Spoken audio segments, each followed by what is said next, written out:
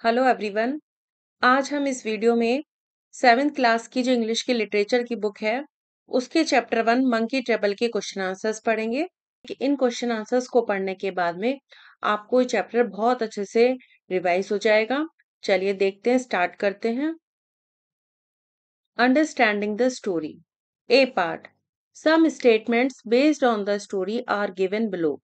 Tick T for true statements and F for false statements.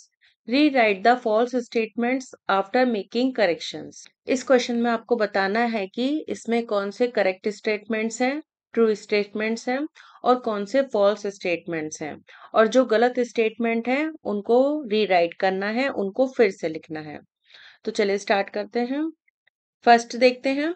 The street entertainer who sold Tutu had 3 other monkeys.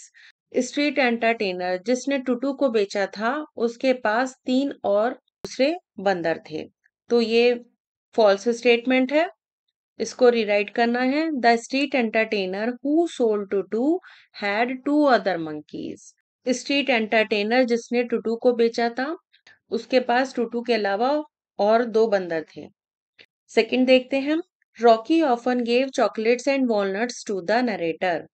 Rocky अक्सर narrator को chocolates और अखरोट दिया करता था। तो ये फॉल्स स्टेटमेंट है। करेक्ट है, Rocky often gave chocolates and cashew nuts to the narrator. Rocky अक्सर नरेटर को चॉकलेट्स और काजू दिया करता था। थर्ड देखते हैं। Rocky took aunt Ruby to a jeweller's shop for buying an engagement ring. Rocky aunt Ruby को ज्वेलर्स की शॉप पर जो उनकी एंगेजमेंट की रिंग थी उसको खरीदवाने के लिए गया था। ये स्टेटमेंट ट्रू है, तो आप ट्रू पे मार्क कर सकते हो। Fourth, Tutu followed the narrator to the jeweller's shop without being noticed. Tutu ने नरेटर को ज्वेलर्स की शॉप तक बिना नोटिस किए उसका पीछा किया, ताकि वो उसको दिख ना पाए, इस तरह से उसका पीछा किया। तो ये स्टेटमेंट करेक्ट है, ये ट्रू है। फिफ्थ देखते हैं। Tutu put some herbs and spices in the wedding cake. Tutu ने वेडिंग केक में कुछ हर्ब्स और स्पाइसेस डाल दिए थे। ये स्टेटमेंट फॉल्स है। Tutu put some red chilli sauce, bitter gourd seeds and a lot of egg shells in the wedding cake. Tutu ने वेडिंग केक में red chilli sauce, bitter gourd seeds और egg shells डाले थे। इसके बाद B part देखते हैं। Answer the following questions in not more than 30 words each. First question है, how was grandmother convinced to keep Tutu as a pet. Grandmother को टूटू को पालतू जानवर के रूप में रखने के लिए कैसे राजी किया गया। इसका आंसर है, grandmother was convinced to keep Tutu as a pet when she came to know that Tutu was a little girl monkey. She had always wanted a little girl in the house as she believed girls were less troublesome than boys. Grandmother जो थी टुटू को पालतू जानवर के रूप में रखने के लिए इस तरह से राजी हो गई थी क्योंकि जब उन्हें पता चला कि टुटू एक छोटी गर्ल मंकी है, एक छोटी बंदरिया है, वो हमेशा से घर में एक छोटी गर्ल रखना चाहती थी, क्योंकि उनका विश्वास था जितनी भी लड़कियां होती हैं वो लड़कों की अपेक्षा कम परेशान करने वाली होती हैं। तो इसीलिए ये बात सुनकर वो टूटू को एज ए पेट रखने के लिए राजी हो गई थी। इसके बाद सेकंड क्वेश्चन है, why did the narrator follow Aunt Ruby and Rocky secretly to the jeweler's shop? What reason did Tutu have for the following them? Narrator ने आंट रूबी और रॉकी को चुपके से ज्वेलर्स की शॉप तक क्यों उनका पीछा किया। इसका आंसर है, the narrator followed aunt Ruby and Rocky secretly to the jeweler shop because he wanted to go with them to the market, but Aunt Ruby refused him to join them.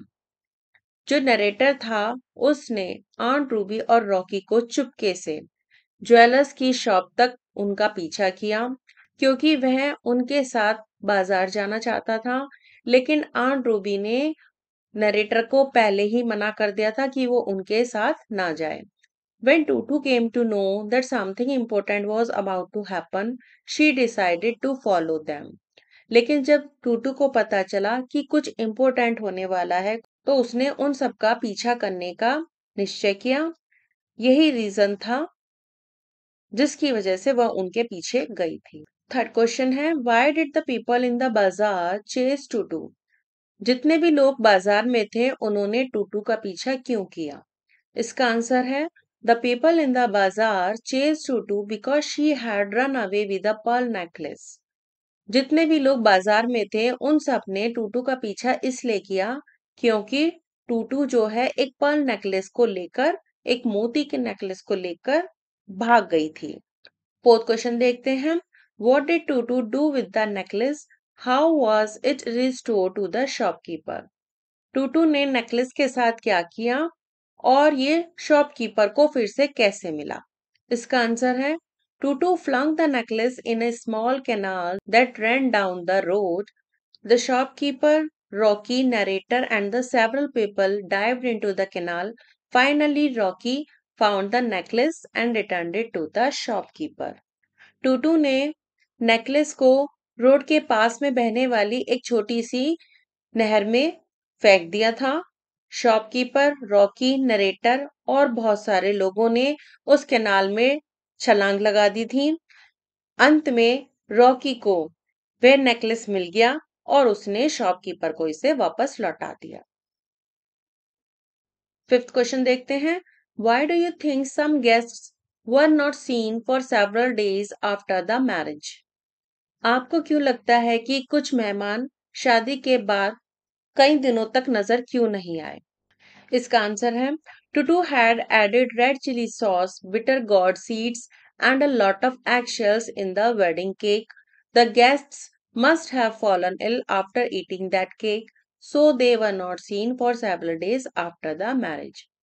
टूटू ने wedding cake में लाल मिर्च का sauce, करेले के बीज और बहुत सारे अंडे के छिलके मिला दिए थे और जितने भी गेस्ट थे वो सब इस केक को खाकर जरूर बीमार हो गए होंगे, इसलिए वो मैरिज के बाद काफी दिन तक दिखाई नहीं दिए गए।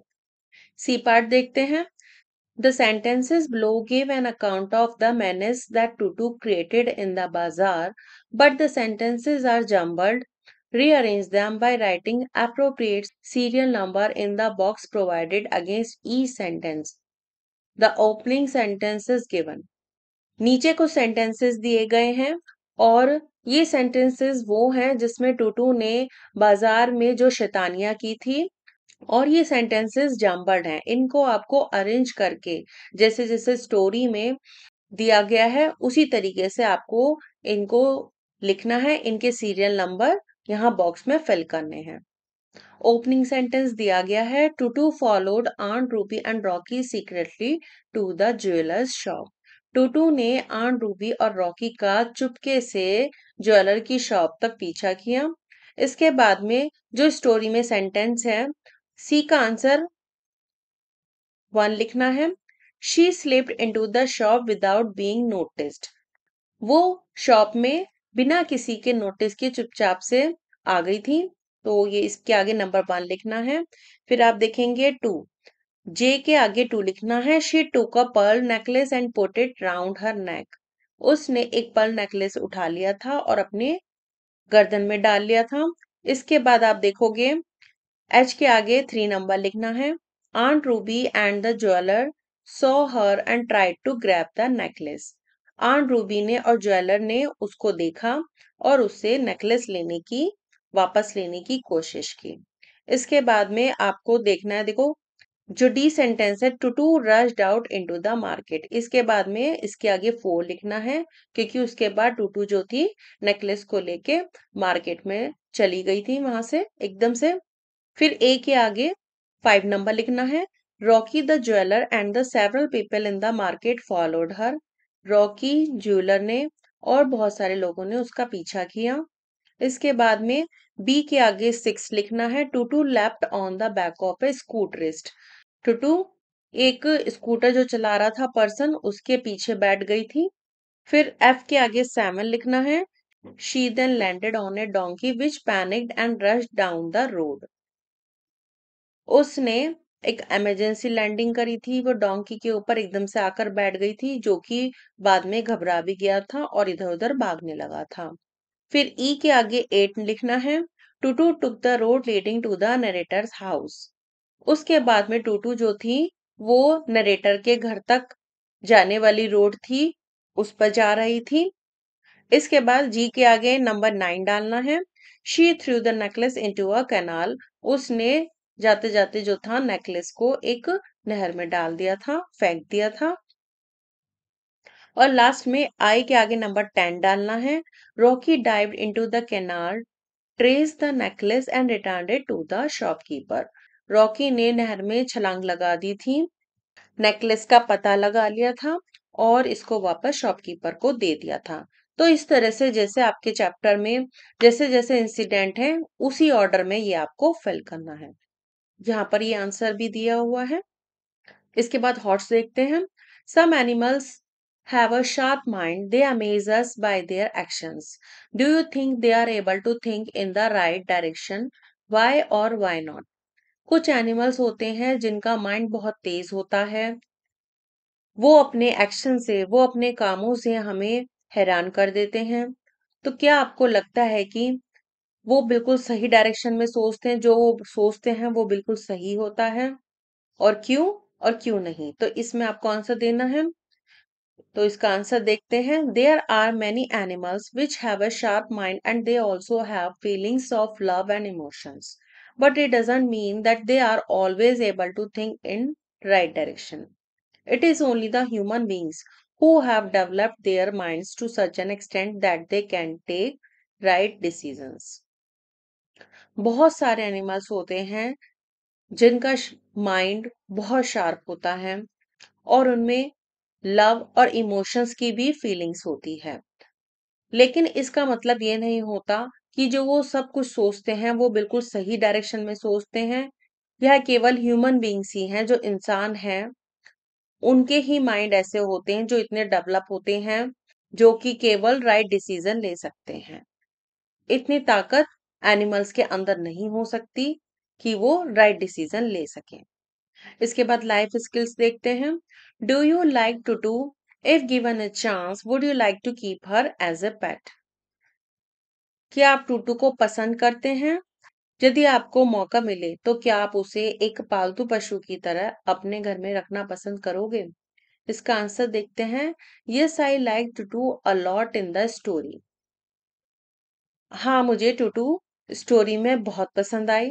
She amused everyone with her actions, but keeping her as a pet would be dangerous because she is mischievous and can cause damage to our belongings. उसने अपने कामों से सबका मनोरंजन किया, लेकिन उसको एज ए पेट घर में रखना बहुत ज्यादा खतरनाक होगा, क्योंकि वो बहुत ज्यादा शरारती है और हमारी बिलोंगिंग्स को, जो हमारे इम्पोर्टेंट सामान है, उसको वो खराब भी कर सकती है। तो इसीलिए टूटू को एज ए पेट नहीं रखा जा सकता। इसके बाद वैल्यूज देखते हैं।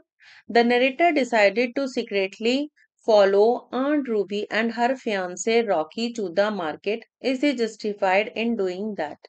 नरेटर ने आंट रूबी और उनके मंगेतर रॉकी को चुपके से मार्केट में फॉलो किया, उनका पीछा किया। तो क्या आपको लगता है कि ऐसा करने में वो बिल्कुल ठीक थे? क्या उन्होंने सही किया? इसका आंसर देखते हैं। No, the narrator was not justified in secretly following Aunt Ruby and her fiancé Rocky to the market because she had made it clear that she did not want him around. Moreover, it was because of him that Tutu followed them and caused a lot of mess at the jeweler's shop, so the narrator should have let them go on their own to the market. नहीं, narrator जो था उसने आन Ruby और उनके जो मंगेतर थे रॉकी, उनको मार्केट में चुपके से उनका पीछा किया था, तो वो बिल्कुल सही नहीं था, क्योंकि जो आंट रूबी थी उन्होंने पहले ही बता दिया था कि वो उसको नरेटर को अपने आसपास नहीं चाहती हैं। इससे भी ज्यादा ये हुआ कि इसी वजह से टूटू ने उन सब का पीछा किया और ज्वेलरी की शॉप पर बहुत सारा कियोस्क पैदा कर दिया था। एक परेशानी वाली सिचुएशन खड़ी कर दी थी। इसलिए नरेटर को उन दोनों को अपने आप ही मार्केट जाने देना चाहिए था। लास्ट में राइटिंग स्किल्स है। Tutu took a pearl necklace from a jeweler's shop and created a huge mess in the market before finally throwing it into a canal. The jeweler felt quite tense about the whole episode. Write the jeweler's diary entry describing how he felt at Tutu's mischief. तो इसमें आपको एक diary entry लिखनी है। तो इसमें बताया गया है कि टुटू ने एक पर्ल नेकलेस को ज्वेलर्स की शॉप से ले लिया था और फिर उसके बाद उसने नहर में इसको फेंकने से पहले बाजार में बहुत सारा कियोस्क पैदा कर दिया था। सब लोग बहुत परेशान हो गए थे और जो ज्वेलर था वो पूरे इंसिडेंट से बहुत ज्यादा टेंस हो गया था, परेशान हो गया था। तो इस डायरी एंट्री में आपको उस ज्वेलर की फीलिंग बतानी है। उसे ट्यूटू की शैतानी देखकर कैसा फील हुआ, तो आप ज्वेलर की तरफ से एक डायरी एंट्री लिखोगे। तो यहाँ पर एक एग्जाम्पल है, आप इसे देखकर लिख सकते हैं। It was not a pleasant day as I expected. I had never thought that such an incident would occur in my life. It was unusual for me. I feel goosebumps in my body when I recall the incident that happened in my shop today. I was busy showing some jewelry to customers when a mischievous monkey named Tutu came inside my shop and took over a pearl necklace. Later, the monkey ran away and created a huge mess in the market before throwing it into the canal. For a few moments, I felt that I would not be able to get it back, but finally, my customer, Mr. Rocky, dived into the canal, traced the necklace, and returned it to me. I would not be able to forget this incident in my life.